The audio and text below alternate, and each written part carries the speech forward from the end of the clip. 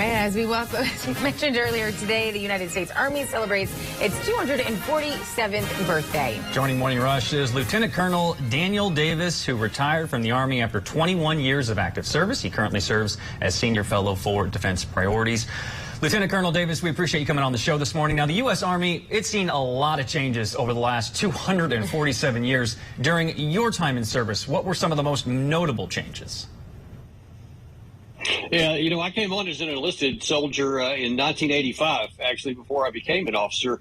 That was still in the height of the Cold War. And to see the Army go from, the standard Cold War standoff with the Soviet Union, in East and West Germany, then to go to Desert Storm and shift, considerably to an armored combat in the desert, then to come back and a few years later, then it turned again to the counterinsurgency of the Afghan and then the Iraq wars, and then see it now kind of transform back into looking back to more major power conflict possibilities. Those are some pretty substantial changes in just 25 or so years, and that's been pretty interesting to watch firsthand. Interesting to say the least. And you look back at your career, what do you think, in your mind, stands out as the most important aspect? What's your main takeaway as someone who served the country militarily for so many years?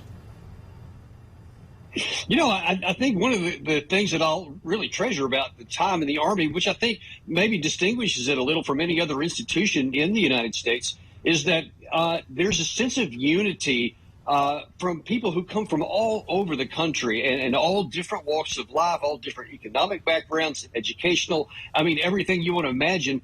And it's pretty obvious that the United States as a whole is very divided in a number of different categories.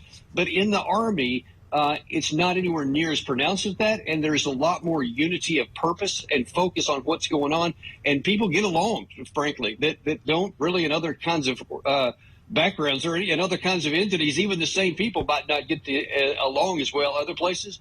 But in the Army, they do form this very often this bond of family and unity that you hear about. It's actually true in many cases. Now, in the video that we were just showing, we see a lot of younger people going through the work to become a military member. I know that there's a lot of push right now to recruit and get even more people to enlist, even recently reaching out to social media influencers to even help with that.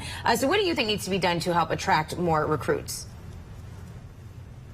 Well, there's a couple of different things on that. For sure, there's a lot of problems right now in being able to recruit. One of the primary ones right off the top of the bat is that there's just a lot fewer people in the United States who even qualify. And then you see that of the 23%, that's a pretty stark number of people who are qualified in terms of, age, whether they're obese, whether they can physically perform. That's a pretty small percentage. And of those, 83% people come from existing military families, which means that otherwise people who don't come from a military background are just not signing up very much. But, the other part is that, frankly, the Army has really been used a lot in combat over the last 20 some odd years. Whether it was Afghanistan or Iraq or some of these other missions that are going on right now in Europe. And, sometimes I think we may overuse the military and make it less attractive for people to want to come and join. And that's just a fact of the life. Lieutenant Colonel Daniel Davis, Senior Fellow and a military expert for Defense Priorities. Thank you so much for coming on the show. We appreciate it. Thank you. We'll be right back on Morning Rush.